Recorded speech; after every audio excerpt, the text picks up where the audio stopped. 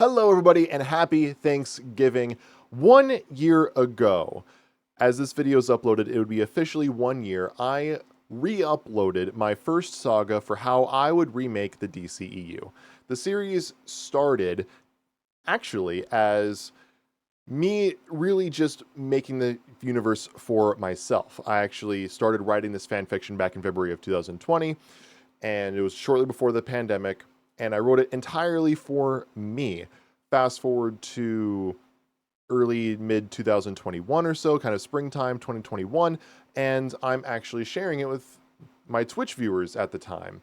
And they all seem to really like it. I eventually stopped streaming on Twitch, and fast forward to me doing YouTube, I decided to release what was then Phase 1 as its own video. About a year, or almost a year after that video was uploaded, uh, video started getting some views. A lot of people were seeming really interested in the concept, and I decided to finish the series, uploading the Phase 4 video, the finale of Saga 1 in December of 2023.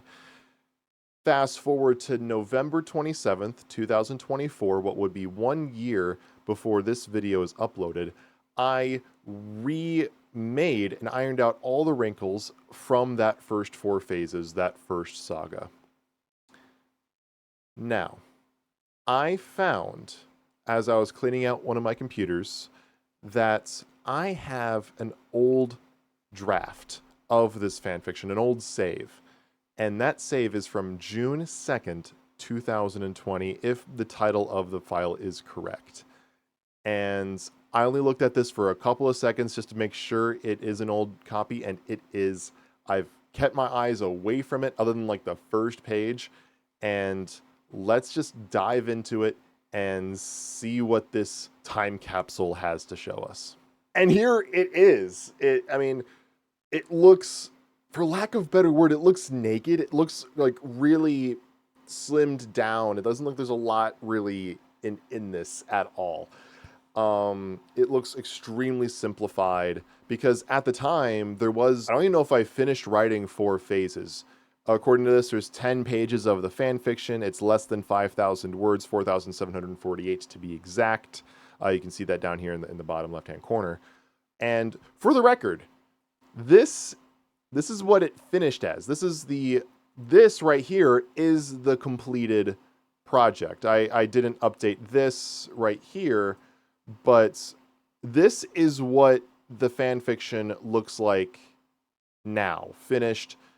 Everything you can see, the way I organized it was the entire universe. I had 2013 to 2040, 7 phases, 69 projects. Nice. And then I just never got to actually putting down how many total movies versus like miniseries or seasons of television that I chose to use. And then it goes into things to keep in mind before going into things. This is like the list of characters that are active before Man of Steel. Here's Saga 1. Here's what Saga 1 looks like. Here's Phase 1. Here's what Phase 1 looks like. And then you go into year by year, movie title, which is always bolded and underlined. And then I go into a brief description, and I list whatever villain or villains are in the project, and then I move on to the next project, sometimes the next year. And I rinse and repeat for 27 hypothetical years, 2 sagas, 69 projects, 39 projects in Phase 1, 39 projects in Saga 1, 30 projects in Saga 2. And I'm not going to go into like the actual writing of the fan fiction too much in this video. If you want to see a video of like me just kind of going through this, we can definitely have a video kind of going through the final one. As you can see here, 85 pages, nearly 40,000 words, 38,397 words throughout this entire fan fiction. The longest movie I think ended up being Justice League Omega, the final movie of Saga 1. This was a massive undertaking, but this is what it looked like more towards the beginning. As you can see here, it's 4 phases, and I had 29 movies. Is this before I came up with the idea for miniseries, before like Batgirl and Robin opening up Saga 2? I don't know. Let's see here. So you can see I continued to use. I don't know why this saying. Not going to. There we go. You can tell I continued to use the same formatting. So First thing I see is I use the same formatting. And yeah, still started in 2013. Phase 1 is pretty much, I think it's identical, really, to what the new version is. Starts in 2013, you get Man of Steel, and I just put how we got it. I did that for a lot of the movies that I simply wanted to keep the same, going from the existing IRL DCEU to this fan fiction. That's because this entire fan fiction was built up as an idea of picking and choosing the parts that I liked. If I was like a Kevin Feige-esque, now James Gunn figure, I was a time traveler. I went back in time and I was able to pick and choose all the pieces that I wanted to keep and then make everything else the way I wanted it that I didn't agree with. So Man of Steel, I said how we got it. So apparently back in 2020, I wanted to keep Man of Steel exactly the same. And same with Wonder Woman, except even back then, I said I wanted to recast Steve Trevor. That I do recall was a through change. I always wanted that to be changed because I always wanted Chris Pine to play Hal Jordan. What I do know is this 100% predates, if this is truly June 2nd, 2020, the last time this was saved, this 100% predate my official casting list for the fanfiction. That came later. Most of that came on streams back when I was solely streaming on Twitch back in late 2020, early 2022. So at the earliest, I would say 6 to 7 months after this was last saved. Going into 2015, I always wanted to go Batman. I've explained it in almost every video. I'll explain it again here. I did this order for the Trinity to start. I wanted the Trinity to get their solo movies to open the fanfiction. Man of Steel, then Wonder Woman, then Batman. The reason I wanted to do it like this is so that way you get the Trinity first, but this puts as much distance for Batman from the Nolan trilogy. The final Nolan film was Dark Knight Rises, came out in 2012. This gives 3 years between that, the finale and this movie, or this universe, which matches The Amazing Spider-Man 2 in 2014 and Spider-Man Homecoming in 2017. I know Tom Holland's Peter Parker Spider-Man did appear in Civil War the year before, but that only further proves my point that you can successfully reboot a character into a cinematic universe within 2 to 3 years from when they were last seen in another universe. So I basically did an Andrew Garfield to Tom Holland, from Christian Bale to Ben Affleck. And this is only 1 year earlier than we got Ben Affleck anyways. So the story, I want to say, is pretty much similar. Bruce is in between Robins after Dick left to become Nightwing, and the movie opens with a battle with Joker. After Joker is defeated, he is taken to Arkham under the care of Dr. Harleen Quinzel, while a new villain known as Deadshot shows up wreaking havoc over Gotham. Parentheses, Jackie Earle Haley in place of Will Smith. I even then said I wanted Jackie Earle Haley instead of Will Smith. Okay. So I did do some thought with casting then. Bruce falls for Harleen. Harleen starts Florence Nightingale over Joker. Harley turns, breaking Joker out, and Batman must face Joker and Harley right after defeating Deadshot. Joker escapes, and Harley and Deadshot are put into Arkham. There is a subtle change here, and this is something that a viewer suggested and made note of. And that is, Harley at this point should not have had enough of a resume or portfolio criminally to be recruited by the Suicide Squad. And so I want to say the change ended up being that Harley also gets away, Deadshot and Joker gets away, Harley gets away, and Deadshot gets put into Arkham, or gets taken to Belle Reve, along those lines. What did I end up changing this to? So with Batman, I still had the Bruce falls for Harleen. I still kept that. I remember I thought it would be interesting if like there was some sort of like love triangle with Bruce, Harley, and Joker. I think if I wrote this now, I know if I wrote this now, I would not include that. This goes nowhere. Though I think it was more of a like Harleen, like he does have feelings for Harleen, not necessarily for Harley. So it was definitely, I don't know where my mind was going with the love triangle. This is probably one of the few aspects that even though I kept it, it's been a while since I've worked on Saga 1. I think this would be something that I would change now. Joker escapes, Harley and Deadshot are put into Arkham. Here's where the change comes into play. Reading the post-credit scenes, Amanda Waller and or Rick Flag show up. This is back on the original, the old one. Recruiting Deadshot and Harley Quinn for Suicide Squad. And then 2, the second post-credit scene, Batman, after a climactic fight, walks back to the Batmobile and finds its tires are being stripped by a young teenager, being Jason Todd. In the updated one, Amanda Waller and or Rick Flag show up to recruit Deadshot for the Suicide Squad. Harley wouldn't be recruited if she was just turned. And then Batman, after the climactic fight, walks to the Batmobile, finds it being stripped by young teenager Jason Todd. Okay, another thing I subtly did to kind of make the parentheses a little bit more noticeable, whatever words are written in parentheses, I italicized and underlined. That's usually either notes to myself or clarification or note about a twist later on. I'm like planting a seed and making a note that this is going to be a twist later on, and me just kind of like planting that seed early on. So the parentheses are there for a number of reasons. Let's go back here. I still go back into the Flash non-origin story. So I remember I wanted Flash to be along the lines of like a Spider-Man Homecoming, and I don't think I'd change. I think the story is exactly the same. I think this is, Flash is a word for word copy paste from this version to the new version. So I always knew how Flash was going to open up. Let's keep it moving. 2016.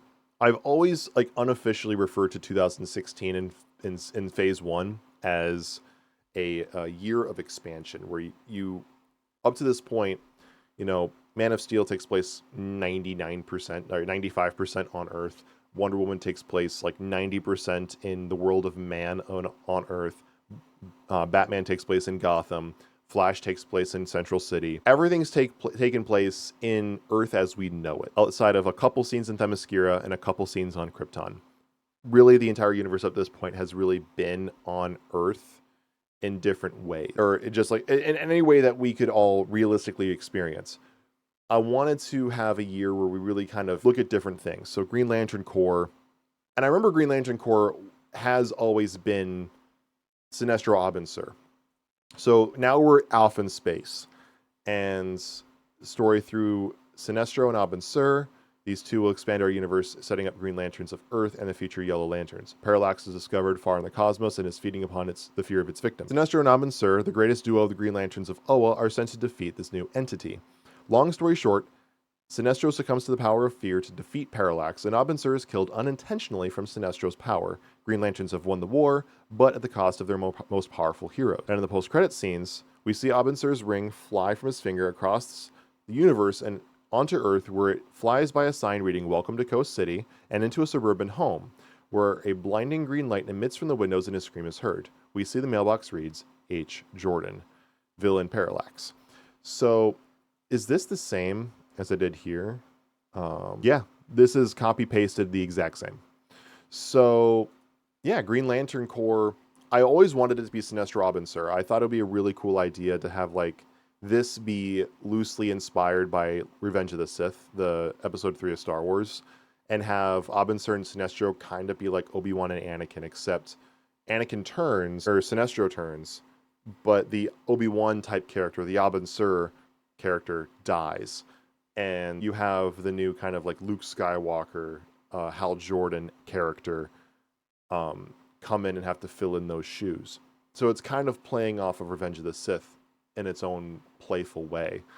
That's something that I always intended for Green Lantern Corps, to have that sort of tone to it.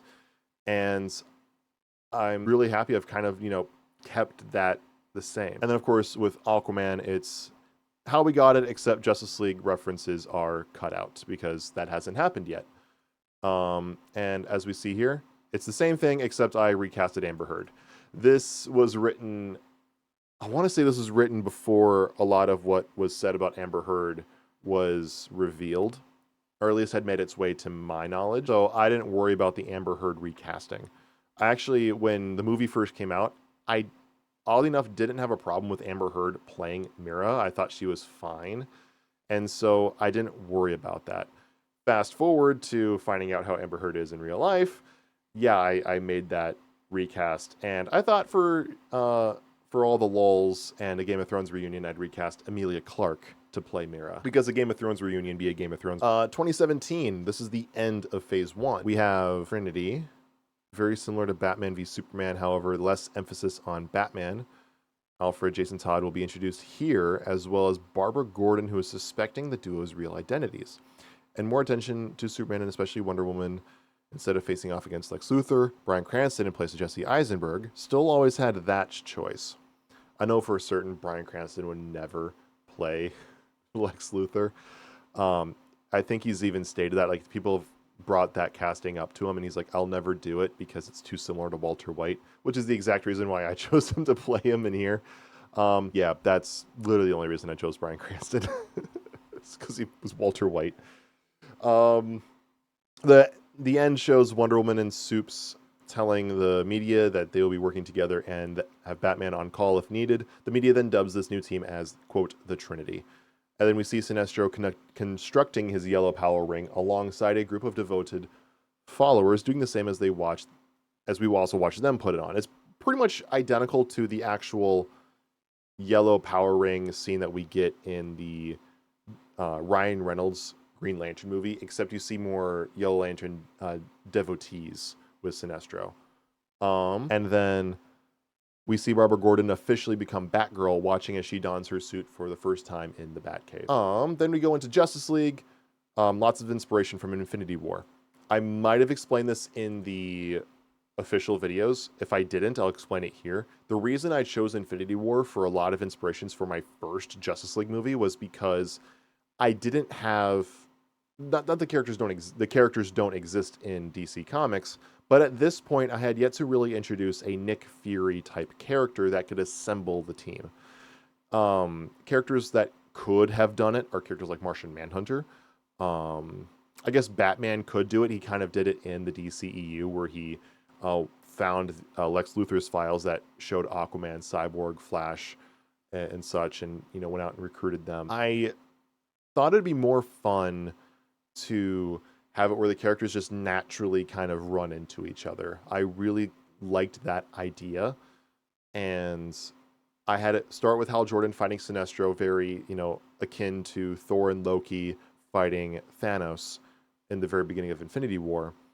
And then similarly to how Heimdall shot the Hulk / Bruce Banner back to Earth, Hal's ring shoots him back to Earth. And he lands in Central City, where he's then discovered by Barry Allen. And Barry Allen tries to learn more about what he can about what's going on. This is, again, very similar to Bruce Banner explaining to Doctor Strange, Tony Stark, Wong about Thanos. And then they're all, like, learning it together. Barry comes up, we got to go tell the Trinity. This is something that's way more up their alley. I just kind of push people and run away.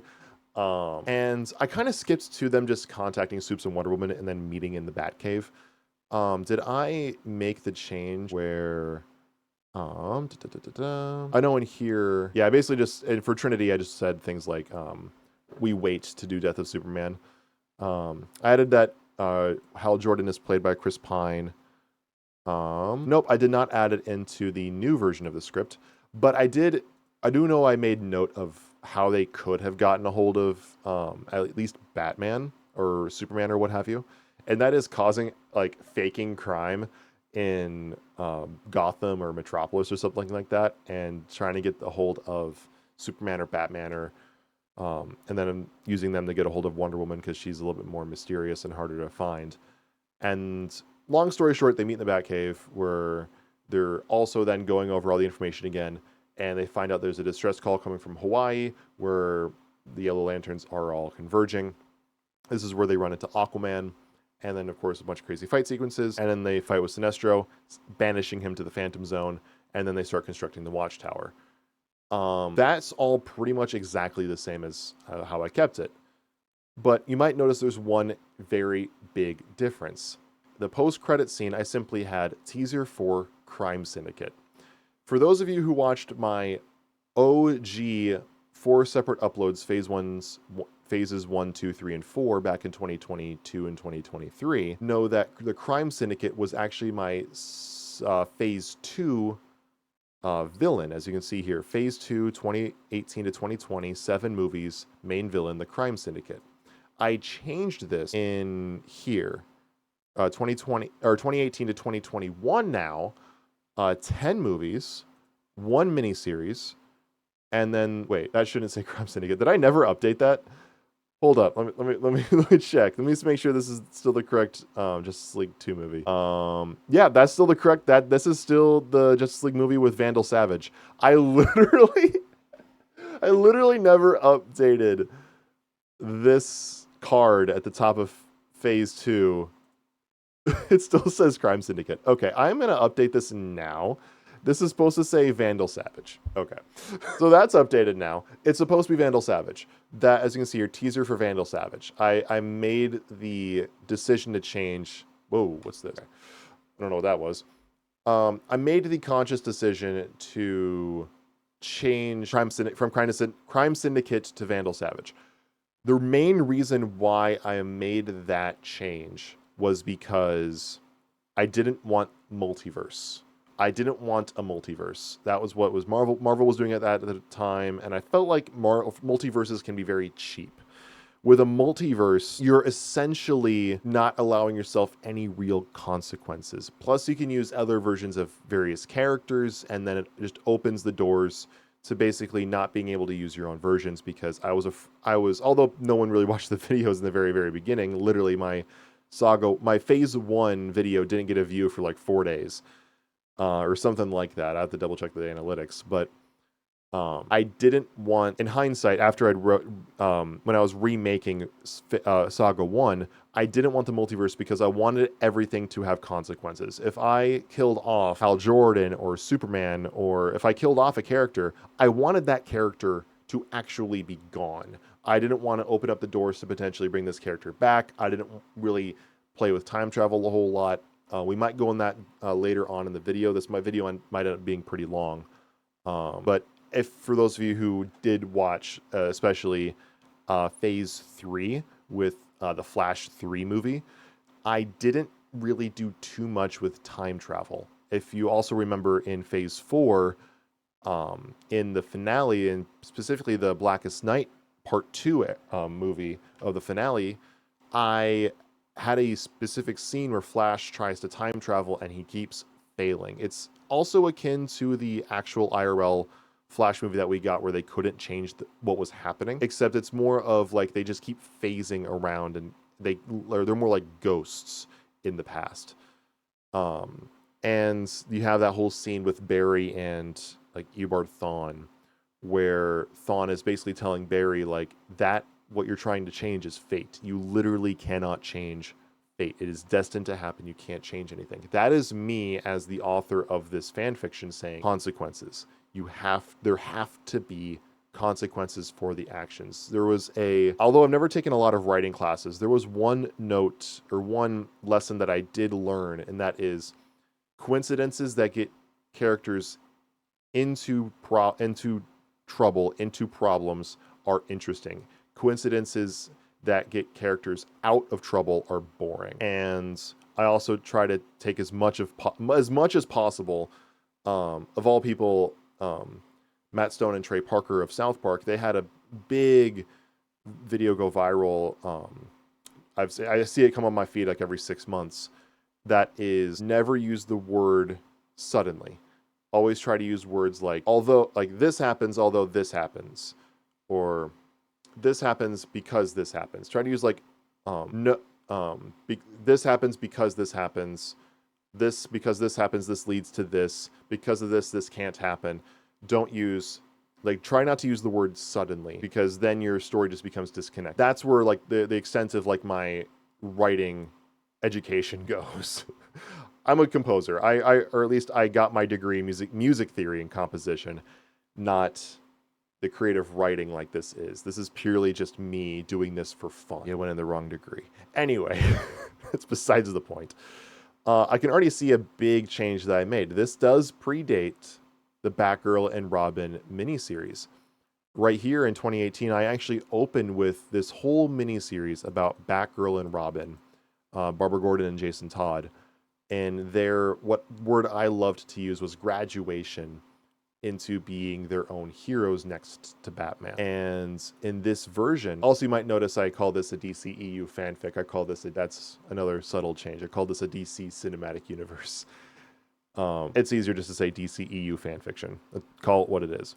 Anyways, I didn't have that here.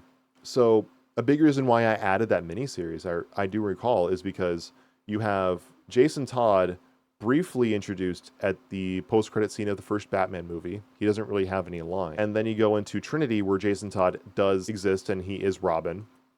And then you go into Justice League, where he also exists and is Robin. And also Barbara Gordon exists in these two movies as well, as Batgirl in Justice League and turning into Batgirl in Trinity. Fast forward, and my fifth movie? Where is it? Flash 2, Green Lantern, Suicide Squad, Superman. Here it is. This is Batman 2. This is a combination of The Killing Joke and Death in the Family. I say that right up here in the top row. That's always been the case. This has Jason and Barbara basically stop being Batgirl and Robin. And to me, I felt like it was way too quick. They're gone way too fast. I felt like I wanted to spend one project where they can be the focus. And that's why I keep bumping the microphone, where they would be the focus. And that's why I gave them that mini-series. And I figured there'd be another great way to show off more of the Batman Rogues Gallery. And I went with simply using Penguin, Carmine Falcone, Killer Croc, and Victor Zsasz. And then you'd see subtle scenes from Talia and Ra's al Ghul. Zsasz because he's one of my favorite Batman villains. Killer Croc to kind of connect to Suicide Squad a little bit more and use more fantastical characters. Because I from the beginning, I'm talking like the idea of me even making the fan fiction, going beyond one phase, I wanted to do Red Hood. I really wanted to go that route. I do love Fantastical Batman. We need to see Fantastical Batman in the James Gunn-led DCU. That is abundantly a need. We need Fantastical Batman. I understand that in my fanfiction, I didn't use a lot of fantastical villains in my first saga for Batman. I used Deadshot and Joker in the first movie. The second movie was really just a Joker movie, and the third movie was Red Hood. So I did try to use some fantastical villains wherever I felt like I could fit them in. The big reason why I use Killer Croc is because he connects directly to the Suicide Squad, creating more connection to other characters. Carmine Falcone and Penguin, because I figured in this movie it'd be fun to do. I thought it would be fun to do a crime war. Little did I know that 2 years after, or around the time that this was coming out, actually this is before the Batman with Robert Pattinson. Pretty much all the Robert Pattinson, Matt Reeves Batman stuff, all that is mob stuff. So this is, honestly, if I was writing this now, I'd actually make this more fantastical. I don't have a problem with how this is written or how this story goes, but I would try to make it more fantastical in hindsight to differentiate it from the Penguin TV show, the Matt Reeves Batman side of DC, because all that stuff is mob bosses, at least at this point. And so I wanted to use a couple of my favorite characters like Zsasz and Croc, and then figured Penguin and Falcone would be fun. But yeah, I didn't have it here. I did have Wonder Woman 1984. However we get it. Notice the wording here. However we get it. Wonder Woman 1984 had not come out yet when this happened. That is really interesting. So obviously Wonder Woman 1984, not the best superhero movie out there. I did enjoy it for a while after it had come out. The main reason why I chose to do this is because I didn't at the time feel like I knew enough about Wonder Woman to write more than really one movie. So I decided to write her third movie and take however this one was going to come out, which obviously 84 did not come out too great, and keep the first one how it came out because it was fantastic. I figured 84 would also be great because the first one is great. It kept, the leading star, and it kept the director. I'm like, it's got to still be great. It wasn't. I did, however, tweak Wonder Woman 84. I did a retooling, as I put it, and I go more into how this works. And you can pause if you want to read it here. I'm going to try to keep this video moving. We're already 30 minutes into the raw footage, so I'm going to try to keep this moving. But I did try to keep the same, similar story beats, but I tried to make a little bit more sense and have it focus on the idea of letting go for Diana. Joker's Vengeance, I think the story is pretty much identical to what it is today. And so, yeah, like just Jason visits discovering his mother died from yeah. Batman learns of Joker's plan. This does still have the introduction to Nightwing, my favorite comic book character, by the way. I really wanted to hold off on Nightwing for a little while.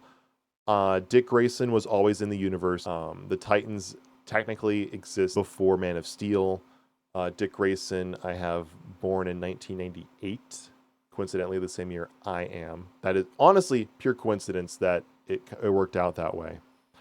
This would have Dick Grayson at this time in 2018 be 20 years old. And I figured that'd be pretty good age for him to be his own Robin, kind of that college age, or be his own hero, be Nightwing, and then be Nightwing from here on out. And so you have this really cool moment where Dick Grayson shows up. You see like one or two fight scenes with him helping out Bruce, and then Nightwing helps take care of Joker and Harley, get them locked up as Bruce races off to Jason in the warehouse and it explodes. In the post-credit scenes, we see the grave robbing of Jason Todd, and then this is actually, of course, done by the Al Ghul's.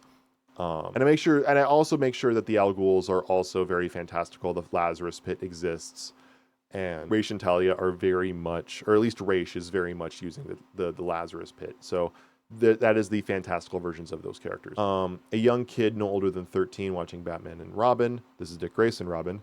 Highlights captured from security cams on the internet. He recognizes Robin do this certain move, the quadruple somersaults. He only recognizes that move being done once before, which is a video of Haley Circus's The Flying Graysons. Connects the dots that Dick Grayson must be Robin and that Bruce Wayne must be Batman. This, of course, is Tim Drake.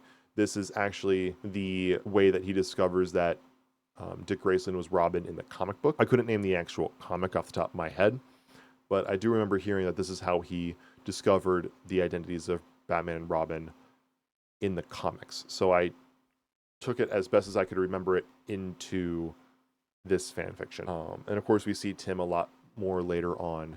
This is me, of course, like, oh, we lost Jason, Tim's on the way.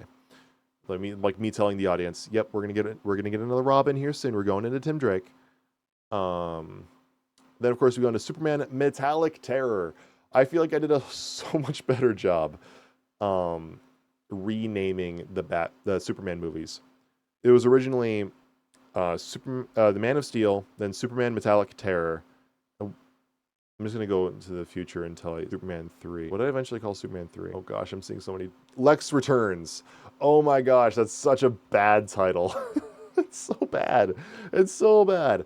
Yeah, I did a so much better job of the titles for the Superman movies. I went to Superman Man of Steel, Superman Terror of Steel, then Superman Heart of Steel were the 3 Superman movies in my new the updated fan fiction. I feel like those are so much better titles.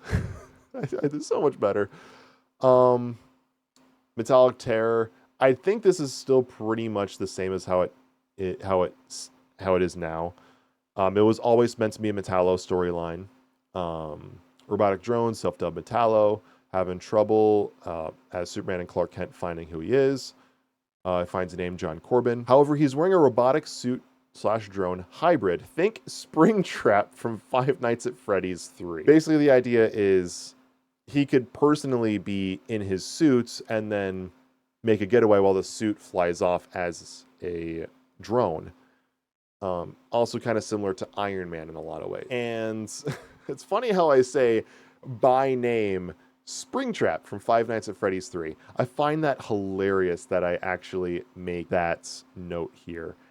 And, oh my, okay. And, wow. That is honestly hilarious. I can't get over that. First plan works.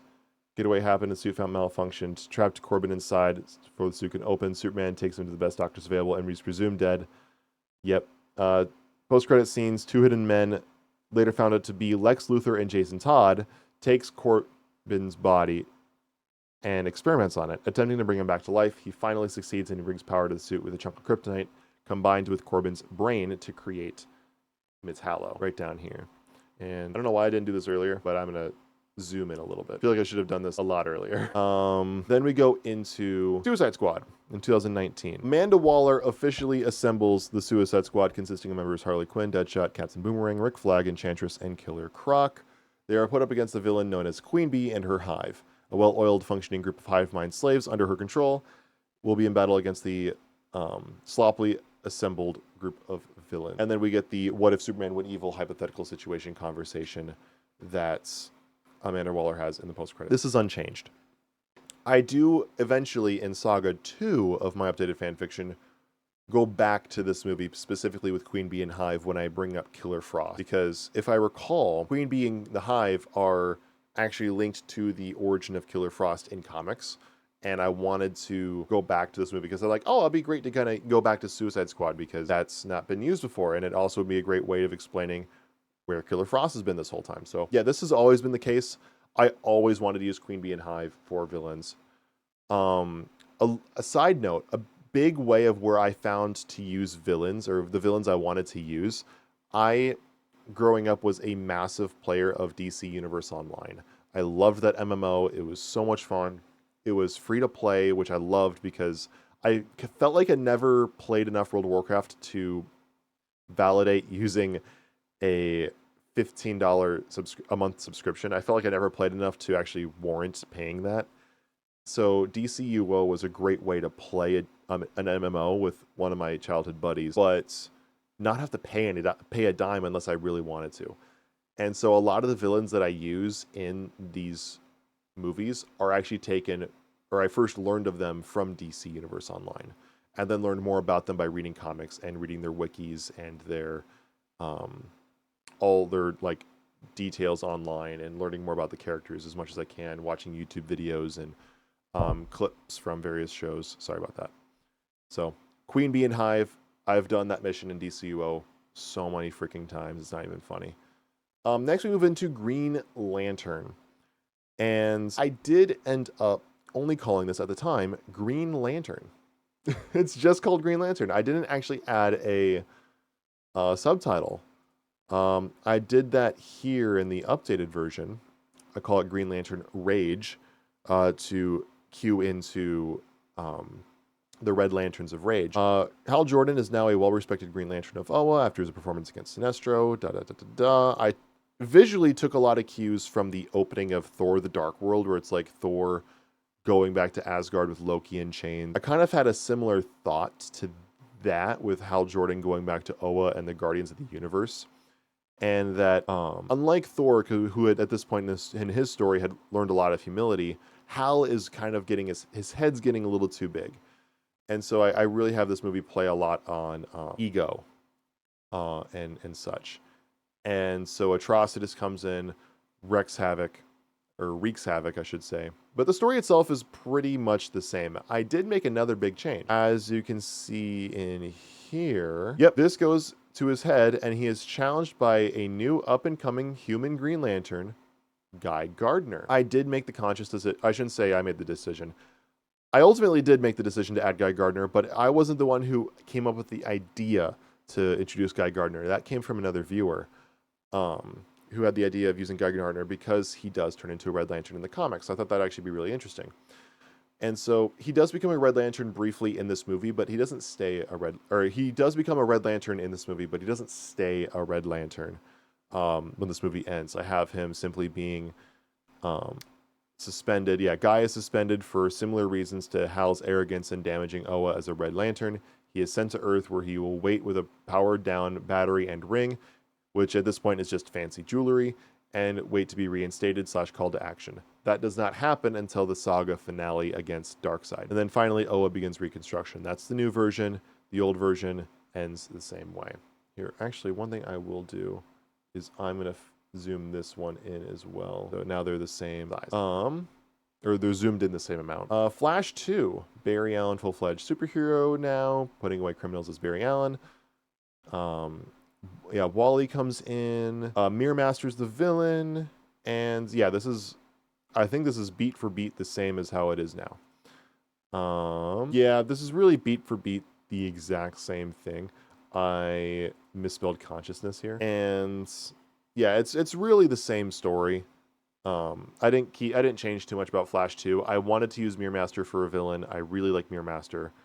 So we've had Captain Boomerang, now we have Mirror Master. Eventually we got to get to Thawne. That happens in Flash 3. That's always been a Flash 3 character. Recruited by a blacked out individual to get revenge against not only the Flash, but the entire League.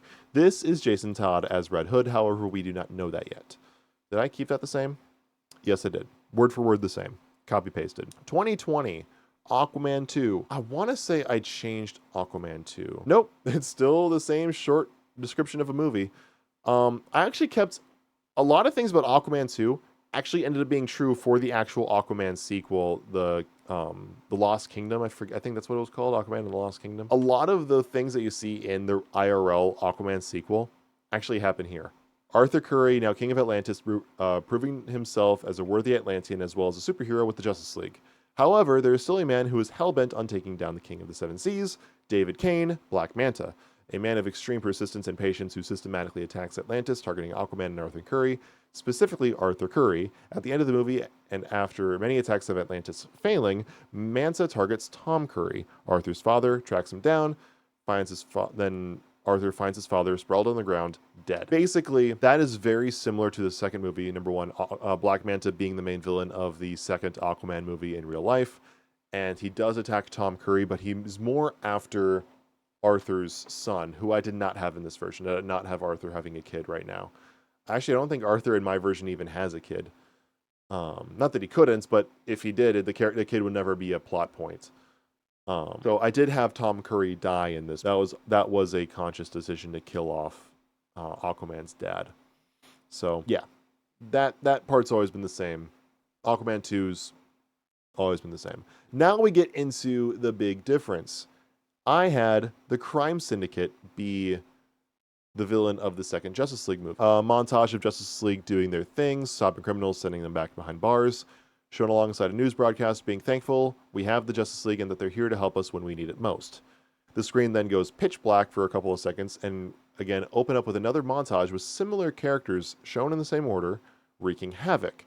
Criminals while people are being the criminals while people are defenseless.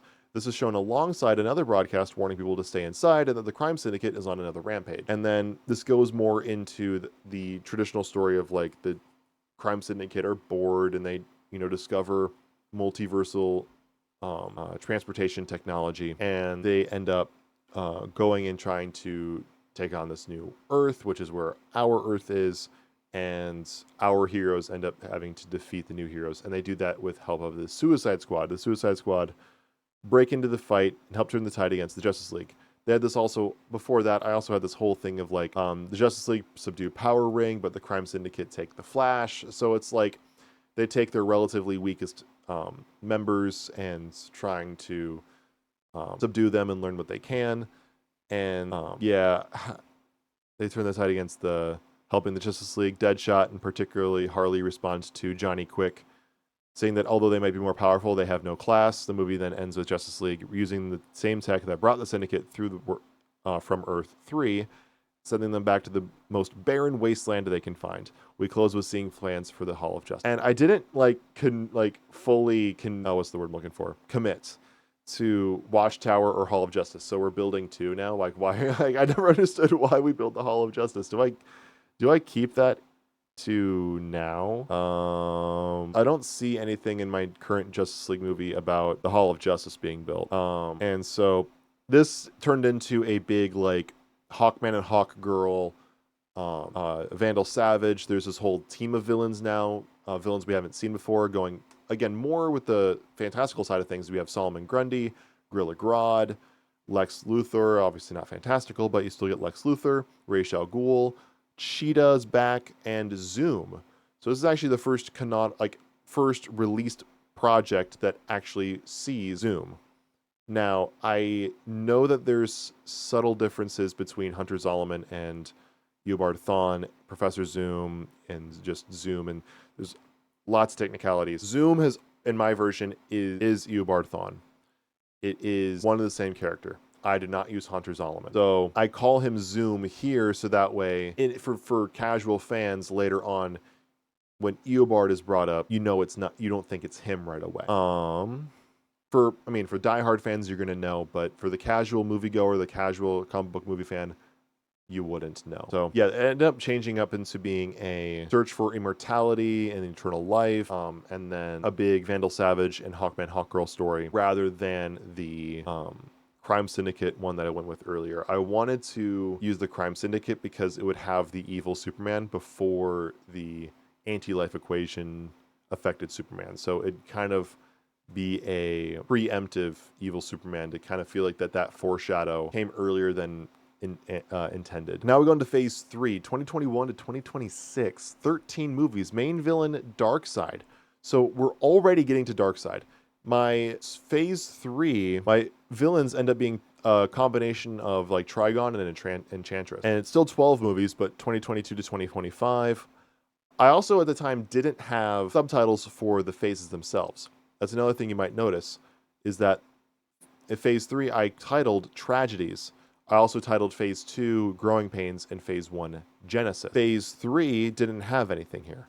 Those didn't come about until James Gunn revealed that like very early on what you can expect from the DCU, that like showcase of the projects that they're working on, where he's like, we're going to start with Creature Commandos, we're then going to go into Superman Legacy, and then we're going to go into Waller and all this other stuff. He called it Chapter 1 Gods and Monsters. Around the same time, I think Kevin Feige had come out and said that phase 4 of Marvel was a lot about pain, emotional pain. And so I'm like, it never occurred to me that each of the phases of Marvel could have like an actual like identity. I thought it was just a batch of movies that came out after the team up movie. And so that's around the time I started putting subtitles to my phases, and I'm like, what, because these actually did have similar plot points, and all the movies end up being similar classes.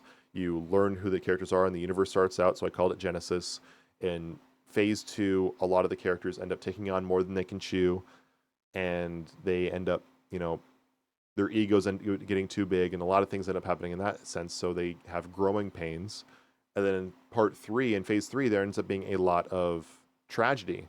A lot of the movies that end up in phase 3 ended up having a lot of things go wrong emotionally, and I felt like it was just a lot of sadness throughout phase 3. So I wrote phase 3 to be called Tragedies. And the first one I actually wrote, the first name phase I came up with was phase 4, which I came up with randomly, and it worked perfectly, which was The Calm and the Storm. I've always loved that title. I always try to break my own arm, patting my own back with that one. And as we can see, that's down here with the new universe. We're just going to keep on scrolling. Phase 3 was always the longest one.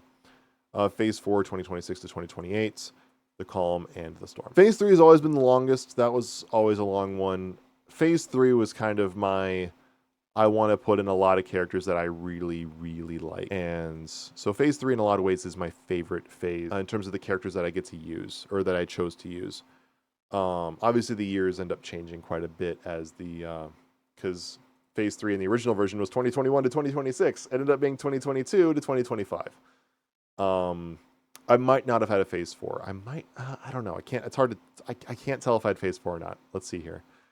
Marsh Manhunter, Jean Jones goes to Mars, brother Malaf Ak, Jean married to another Martian named Mira, daughter Kim. So this is a very stripped down version of Martian Manhunter that I'd later write.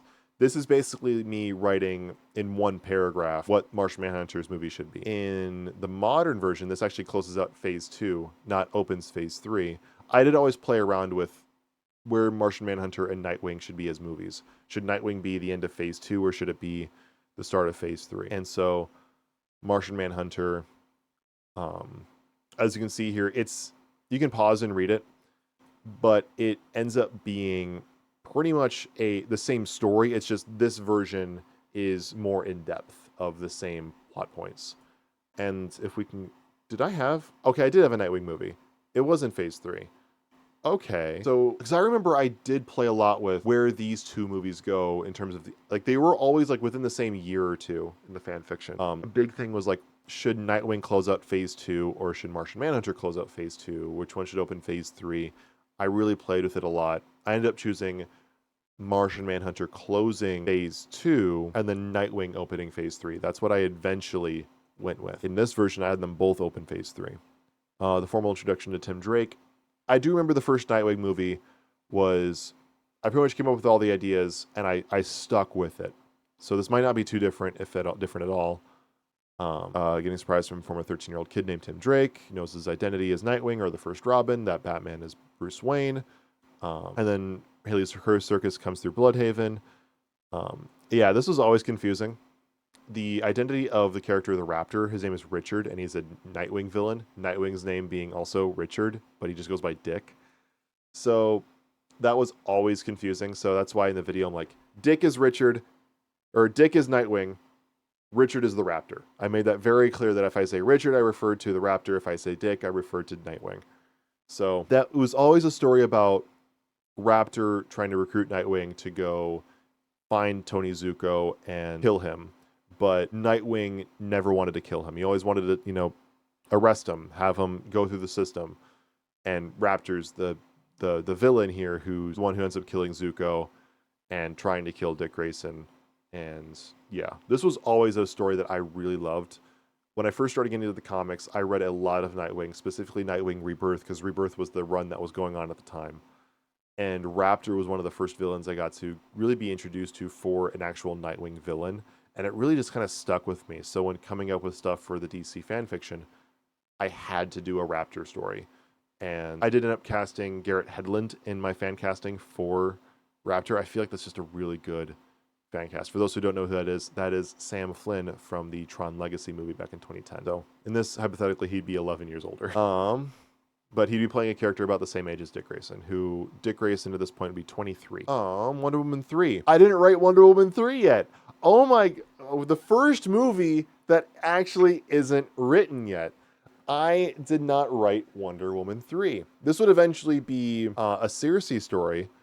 I did know Circe would be the villain, but I didn't write it yet. Where did it end up in the actual final cut? It goes to Aquaman 3, then it goes to Batman Doom. This ends up being the Batman 3. Flash 3. I might have missed it. Aquaman 3. There it is. It's still right after Nightwing. Okay. Here's the Nightwing movie. As you can see, Raptor's the villain with Tony Zuko, and here's Wonder Woman Love and Betrayal, what I'd eventually title it. And not that that's a great title. Honestly, Wonder Woman 3 would probably be better. But I didn't have the subtitle yet. I had yet to write Wonder Woman 3. And the thing is, I remember writing Wonder Woman 3. I was typing on my MacBook, sitting in front of the TV watching superhero movies. And I remember just sitting on the couch. It's one of the few movies I remember vividly writing. I was sitting on the couch. Quick tangent, but I didn't know that I was going to try to introduce Zatanna and John Constantine. I love Zatanna. I love John Constantine. I think they're really cool. I didn't end up having any post-credit scenes in this movie, but I did also make sure to introduce John Constantine and Zatanna around this time in the final cut. I didn't have any ideas for Suicide Squad 2. I didn't even know who the villain was going to be. Ends up being Protex and the White Martians, and it also, Suicide Squad 2 also becomes a sort of Martian Manhunter 2. I didn't even have Suicide Squad 2 written yet. Cool. Batman Doom. This has always been my plan for the Batman 3 movie. I always wanted to do Red Hood. I think this is almost verbatim the same story. I might have altered some things. Let me see here. Montage of Batman being in the Batcave, Watchtower, Hall Justice. Knock on Wayne Manor. Alfred opens the door to be a boy claiming to know who Bruce Wayne is. This is Tim Drake. So at this time, I didn't screw up my timeline. In the OG original 4 uploads of the fanfiction, I made a crucial mistake that after the Nightwing movie, I eventually have a Titans movie where Tim Drake as Robin, the current Robin, would be recruited by Nightwing to learn how to lead the Titans while the original Titans reform as young adults. Then after that would go to Batman Doom, and Tim would meet Bruce Wayne and become the next Robin. I basically had it be introduce Tim Drake as a character, then the next time you see Tim Drake, he's Robin, but then the time after that, you see him meeting Bruce Wayne for the first time. It made no sense because Batman Doom existed first. The timeline was all screwed up. This is before I would have screwed up the timeline. So here we actually properly had Tim Drake introduced in Nightwing. He then becomes Robin in Batman Doom, and then later on, Yeah, I have a Teen Titans movie, which I think is pretty similar to how I kept it in the current version. But yeah, my only villain here is Red Hood. I'd eventually go through and I would eventually go through. Where's Batman Doom? There it is. And I used other characters' villains. I actually named them out right here. Team composed of Red Hood, Cheetah, Metallo, Mirror Master, Ma'alefa'ak, and Dr. Savannah. I wanted to use characters who represent each of the heroes. So now if you look at the villains list, it says Metallo, Cheetah, Mirror Master, Ma'alefa'ak, and Dr. Savannah with Red Hood. In this version, it was just Red Hood. I didn't have those other villains as a part of the story yet. That is fascinating. That I didn't have the idea of using other characters yet. Joker's still here. It still pretty much is the same story that I eventually went with, but I tweaked it to include those other characters. Then we go to 2023, Birds of Prey. Similar to how we got it. But Cass is actually Cass, and Oracle is on the team. Black Mask and Zaz don't die. Yeah, this sounds terrible. I would eventually write a Birds of Prey movie, and Birds of Prey in my current fanfiction is at the very end of Saga 2. Let me just do this really quickly. Search Birds of Prey. Yeah, here it is. Birds of Prey, way back here. The asterisk just means that was a help with me typing up the fanfiction and making the videos. That just meant that I had the video, that the story was actually finished, so I could record it. It ends up being like I think a more simplified story than what we actually ended up getting. Harley Quinn does make an appearance, but it's more of a cameo than anything else. And you can pause it or check out the link to in the description for the actual like videos where I go through all the stories. You can see here's the roster of characters that I was going to use. Dinah Lance, Black Canary, Cassandra Cain, Batgirl, Helena Bartonelli, Huntress, Barbara Gordon as Oracle, and then very, very minorly was Harley Quinn. But that was more of like a consult than anything else. If you decide to pause and read.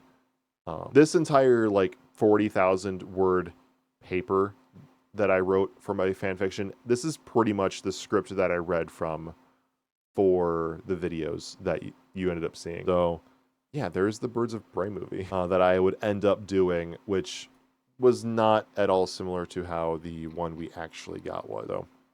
Yeah, this didn't happen. As a matter of fact, it's because of this movie I wanted to make the fanfiction to begin with because I felt like it wasn't done very well. I don't know why I kept it. I think at this point I was struggling to come up with movie ideas, so I just started pulling more from the existing DCEU. Green Lantern 3, Parallax again. I already used Parallax. Green Lantern 3 ended up being a Krona story. I scrapped the Parallax coming back bit. Like, Parallax, I think, should be gone. And I ended up using Krona. Yeah. I'm glad with the story I ended up going with instead. This was back when I still was trying to figure out if I wanted to call it Teen Titans or just Titans. I eventually went with just Titan, or The Titan. Dick Grayson left the team focused on a journey of self-discovery, leaving him to become Nightwing. Team was vulnerable without the leader. Silas Stone, who's more villainous in this incarnation, steals the sun to continue operating on him for quote-unquote improvements. Trigon then takes Raven after seeing the team broken up, only leaving Starfire and Beast Boy, using the 2003 cartoon as the inspiration for the original version of the Teen Titans in terms of roster and how they behaved and such. The two understand that they are not smart enough to track down like Silas Stone, but not powerful enough to defeat Trigon. They cannot get a hold of Dick Grayson, so they continue being heroes and picking their battles, still working as Titans. Dick and Corey reunite on a mission in Bloodhaven, where Corey tells Dick what happened. Dick gets Tim Drake, and the four go on to save Cyborg from his father. This mission is something like bonus content in a movie prior to set up. Wait, what? Save Cyborg from his father. This mission is in a something like bonus content in a prior movie to set up this one. What does that even mean? I have no idea what this means. I don't have any idea where I was going with this. My brain hurts trying to figure out what that means. Let's just ignore it. Try to move forward. Let's just pretend that doesn't exist. After saving Cyborg, Dick, Tim, Corey, and Garfield Logan, that's Beast Boy, gather new members for the team to be revived. Kid Flash and Tempest. Oh, for the team is being revived. So the idea of the Teen Titans is being revived. Kid Flash and Tempest.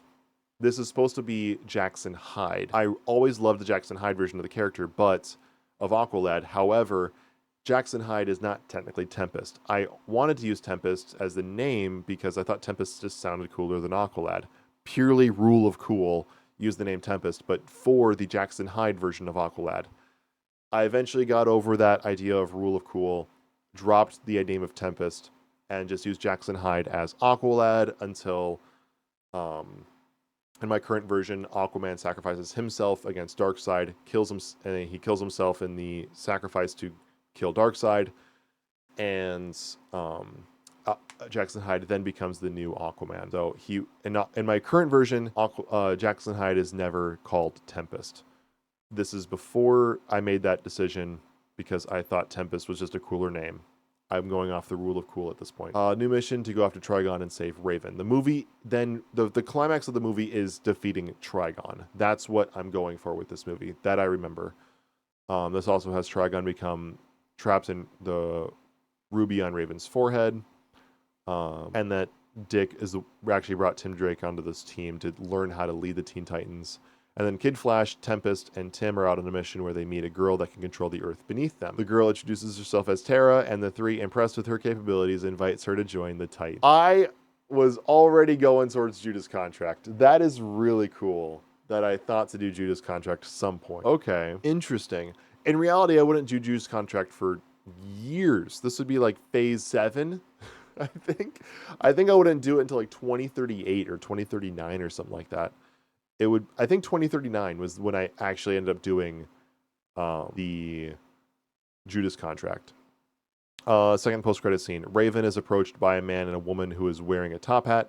Man spoke in a thick British accent, asking her if she was interested in joining another team to work in as well as the Titans. This ends up being, of course, John Constantine and Zatanna, recruiting for the Justice League Dark. So I did have the intention of using the Justice League Dark back in June of 2020. I always thought that was a newer decision. I always thought I wanted to go down that route much later. Apparently, almost right away, because this is only 4 months or so after I started writing the fanfic. Interesting. Shazam 2, I was always gonna use Mr. Mind. I still use Mr. Mind in the current version, but as you can tell, I hadn't started writing it yet.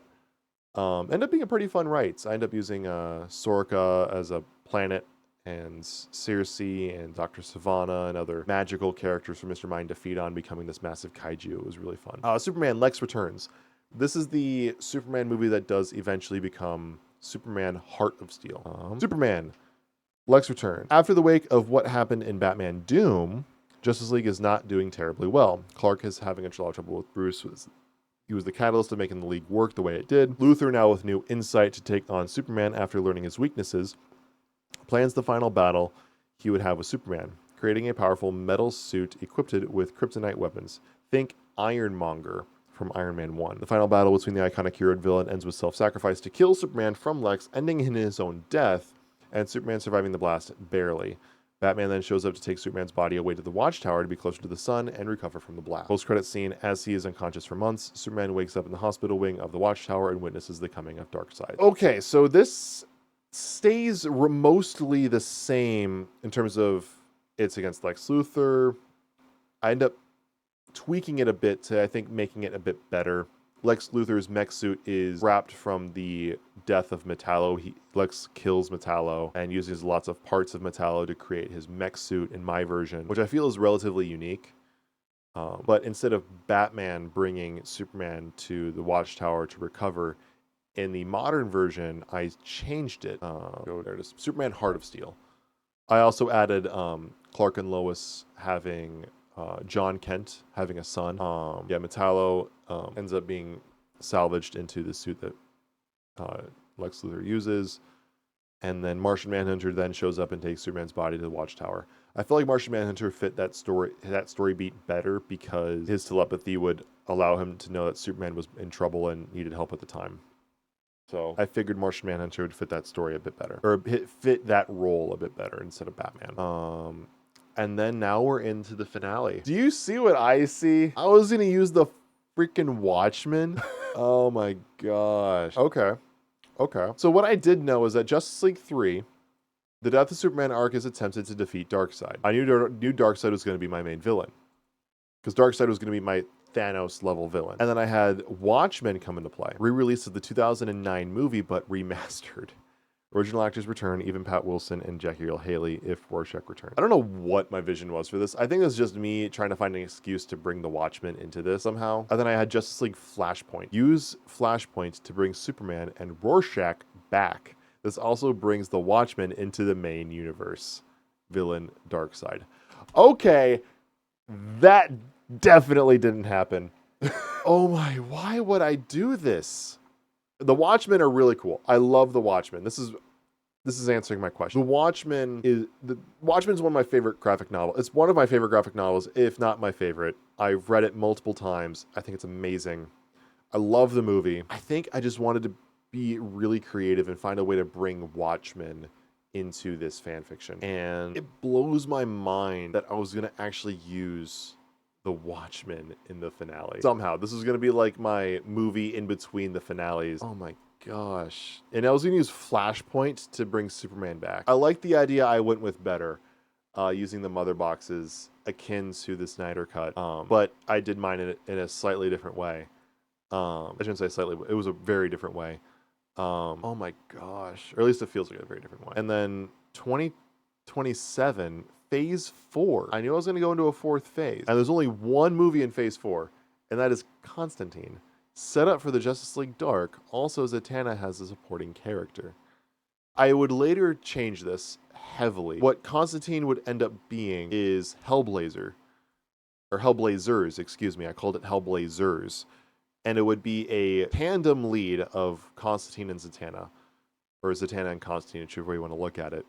It would be both of their movie. They would both be the lead. They'd share the lead role. And then instead of Enchantress wasn't the villain in this one.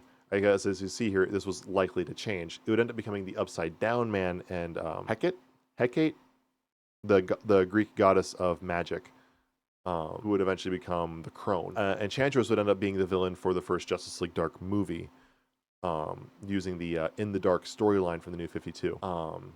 And this would also all happen in Phase 3. Earlier on in Phase 3, if I recall. So this originally I had happening in 2027. Hellblazer, sorry, it was singular. Hellblazer would actually happen in 2024. Hellblazer is what Constantine would later become. This would actually kind of be split, mostly turning into Hellblazer, but also equally becoming, or minorly also becoming seeded for the Justice League Dark. Oh my gosh. I was going to have Constantine start Phase 4. So Phase 4 was going to be going into a new saga, likely using the Justice League Dark. So I think my idea was Justice League would wrap up here, and then from here, I think I might have been going for more of magical characters. So I would have used like Dr. Fates, Swamp Thing, Raven would have continued on in her own ways. Wonder Woman, maybe. Shazam, definitely.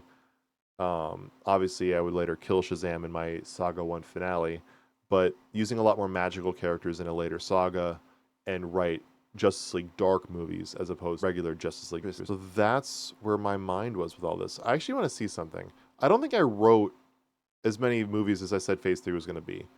Phase 3, I said, was going to be 13 movies. Did I actually have 13 movies?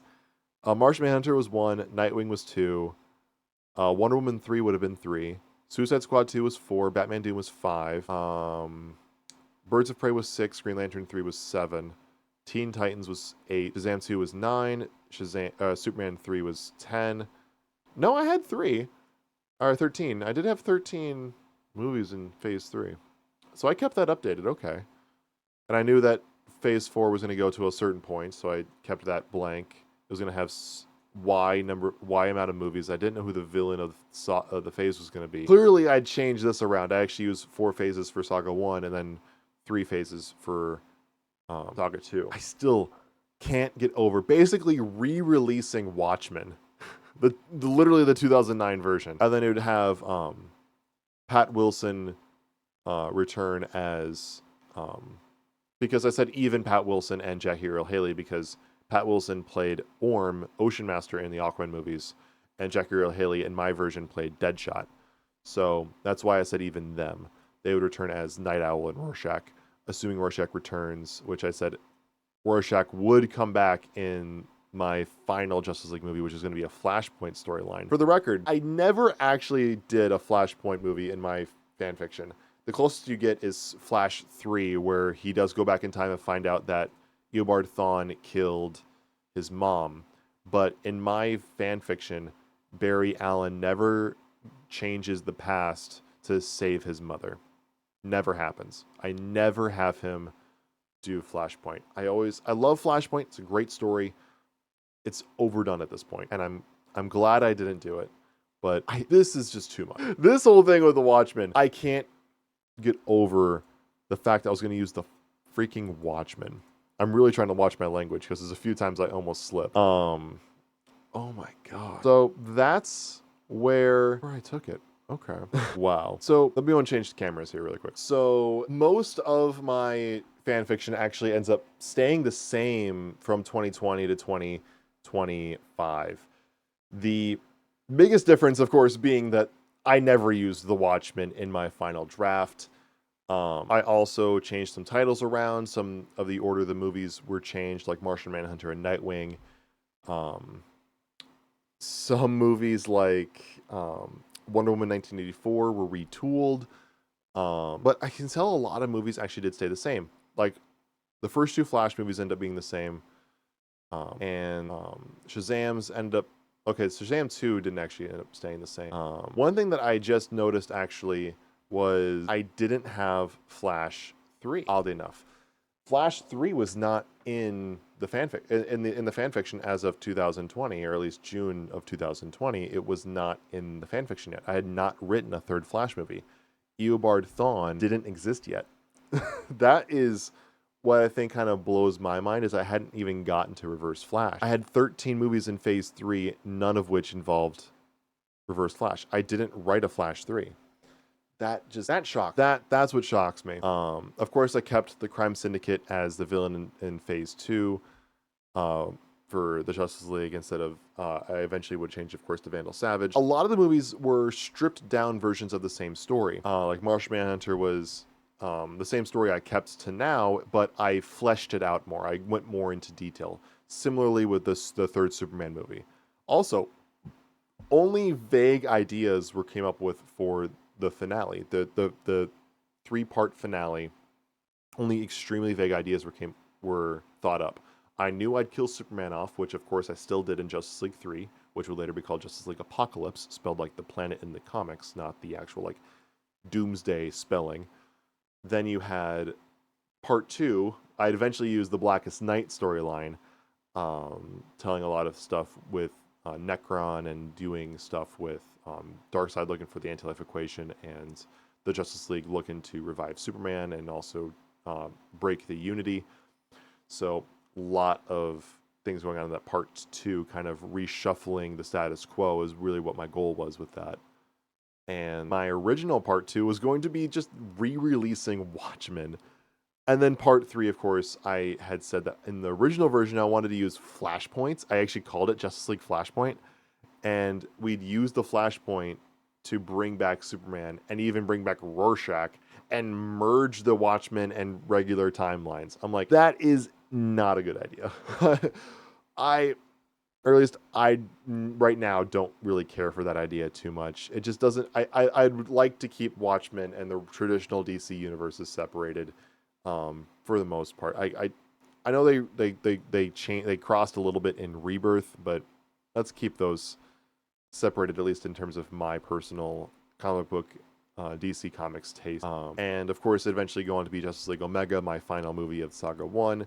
And it'd be this massive, Avengers Endgame equivalent type movie going up against Darkseid.